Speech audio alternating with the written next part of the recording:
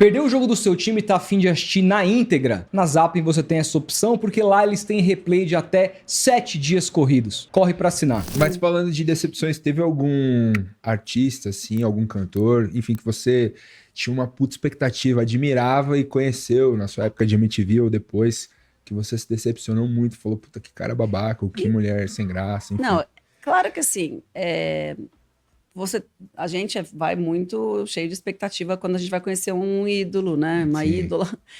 Mas, por exemplo, a Madonna, que foi uma entrevista super importante que eu fiz, eu fui meio preparada, assim, porque eu já tinha assistido muito entrevista da Madonna. E a Madonna não é uma pessoa simpática. Ela não é mesmo. simpática. Não é uma pessoa que vai dar um sorriso, que vai prolongar uma conversa, que você vai puxar um fiozinho e ela vai estender o assunto. Não, ela é sempre...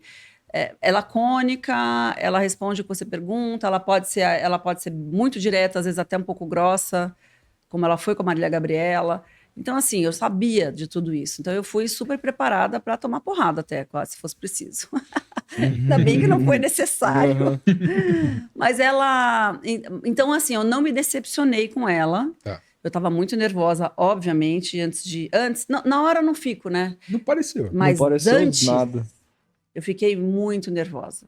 Assim, a expectativa de entrevistar a Madonna era um negócio assim que eu fiquei sem dormir, sabe? Aquele negócio fiquei muito ansiosa, na verdade. Assim, uma pergunta... Mais do que nervosa, eu fiquei ansiosa. Uma pergunta de jornalista para uma pessoa, para jornalista, assim, no sentido de que eu me perguntaria isso se eu fosse fazer. O fato de, independentemente de você dominar ou não o idioma, ser fluente ou não, o fato de você ter que fazer uma entrevista em outra língua, que não é a tua língua nativa, também desperta ainda mais insegurança?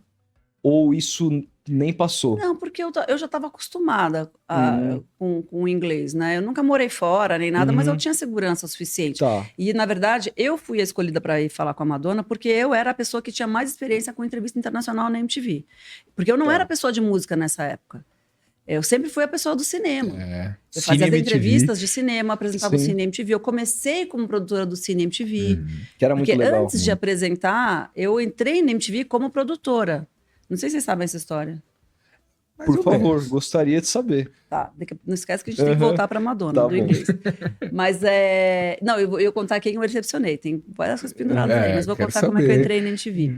Eu estudei cinema, na verdade, né? A minha formação é de cinema, eu estudei, fiz vestibular para ser cineasta, eu queria fazer isso na minha vida. Meu plano inicial era esse. E aí, foi numa época em que o cinema brasileiro morreu, faleceu, foi enterrado vivo, porque foi a época do Plano Collor, da Embrafilme, fim da Embrafilme. Então, todos os meios de financiamento e possibilidades de você fazer um filme no Brasil foram, assim, eliminados. Então, eu já tinha começado a trabalhar em cinema, já tinha feito assistência de direção, já tinha feito assistência de câmera, eram as duas coisas que eu queria fazer, dirigir e fotografar. E aí, eu era assim, uma jovem, aspirante a cineasta, cheia de entusiasmo, desempregada. Eu não tinha trabalho, gente. Eu fui assim, do dia para a noite, eu fui, tudo que eu tinha de apalavrado, possibilidade, não sei o quê, morto. Aí, eu tinha conhecido a Cris Couto, que apresentava o Cine MTV numa festa. Assim, fui de bico numa festa, olha os caminhos da vida, gente. Como é que as coisas se... E a Cris Couto, ela exerceu algum cargo dentro da... Não era só apresentadora, Não, ela a Cris era só apresentadora. Ela só apresentadora? Ela era atriz. O Zeca Camargo, que era diretor de jornalismo naquela época, viu ela no teatro, gostou muito dela e chamou ela para apresentar o Cine. E a Cris era atriz também. Ela era atriz, continua sendo atriz hoje. Trabalha como atriz, ela vive como atriz. Então, assim, o meio principal dela é esse. E a Cris tinha feito um filme comigo. Então, eu encontrei a Cris, por acaso, numa festa, aquela atriz, DJ da MTV e tal. E aí eu falei, Cris, e aí, como é que você tá? Eu falei, Cris, é o seguinte, preciso trabalhar, preciso de emprego. Não tem nada para mim lá na MTV. E ela, cara, pior é que tem. Mas eu não sei se você vai querer, porque é vaga de assistente de produção. Eu falei, me dá esse job aí, cara. O que eu tenho que fazer? Você tem que ligar para o Zeca Camargo. Me deu o telefone da MTV. 3871, era 871, tinha 871-7100. Eu falei, caramba, vou ter que falar com o Zeca Camargo. Sabe, porque o Zeca, naquela época, era meu ídolo, gente. O Zeca apresentava o MTV no ar. O Zeca apresentava o clipe da Madonna. Até outro dia eu tinha uma VHS, que era o Zeca de tiara, apresentando, vou falar para vocês, o clipe Justify My Love, que foi proibido na MTV americana, que não passou no Fantástico, vai estrear na MTV, que tem música de Lenny Kravitz e fotografia do Jean-Baptiste Mondino. Esse era o texto do Zeca.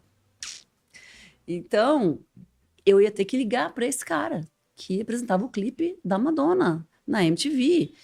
E eu, caralho, como é que eu vou fazer isso? Bom, não sei de onde eu tirei coragem disso, porque eu era muito tímida.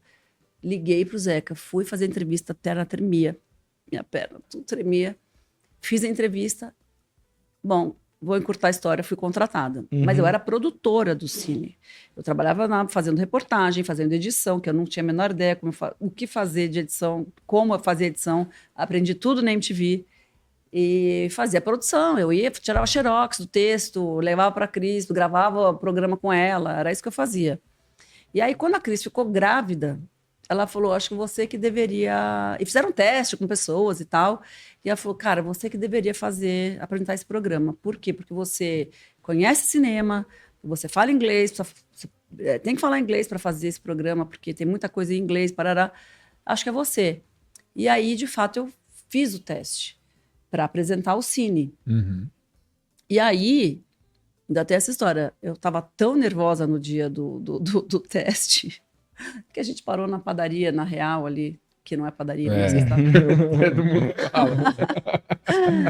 Aí a Cris falou assim, Isaac, vem aqui. Conhaque aqui para Marina. Aí eu falei que são 10 da manhã. Ela falou, cara, você está muito nervosa. Você vai fazer bem esse conhaque. Confia em mim, pode tomar. E é isso, eu tomei um conhaque, fui fazer o teste. Meu teste era péssimo, tá? Era horrível. Inclusive, esse teste tem no YouTube, quem quiser ver. Caramba, tem? Mas é muito ruim. Você vai ver por que eu tô falando que ele é um teste muito ruim. Mas eles achavam que era isso, porque a MTV tinha isso de você, das pessoas saberem o que estavam falando. Então, era assim... Eu quero que você... O Zeca Camargo é um exemplo disso. O Zeca trabalhava na Folha de São Paulo, fazendo crítica musical. Ele foi trabalhar na MTV porque ele era o cara da música do jornal. Então, assim...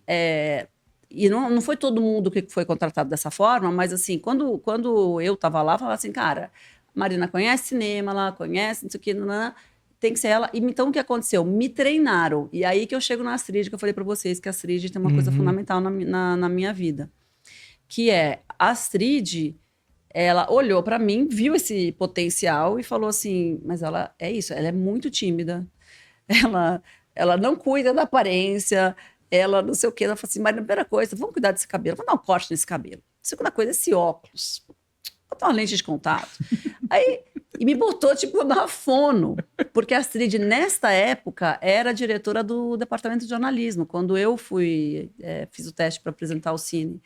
Então, a Astrid foi a pessoa que me deu aquele enquadre, entendeu? Falou assim, garota, é o seguinte, trabalhar na MTV, você vai ter que fazer isso. E me botou na dona Nancy Miranda, que era a fonoaudióloga. E foi assim que eu comecei a melhorar, né? Porque, assim, sério, eu era muito dura, assim, coisas que a gente aprende. E hoje, quando eu vejo influencers, pessoas do YouTube, eu falo, cara, esse pessoal tinha como base os VJs da MTV. Total. Que falavam de igual para igual. Era por isso que a TV fez tanto sucesso. Apesar de ser um canal desse tamanho, com audiência mínima. Cara, a influência, quando vocês falam, né? Mudou meu caráter, não sei o quê. A influência que aqueles VJs tiveram em mim, antes de eu entrar lá, e depois que eu entrei, que a gente teve, nós como grupo, tivemos na vida das pessoas, é um negócio assim, eu não sei o que seria do YouTube sem o exemplo da MTV. Acho que vocês foram os primeiros influencers numa época que não existia essa palavra. Exatamente. Mas era mesmo, totalmente. Exatamente, o pré-histórico, o pré-influencer. Né? Porque um pouco isso.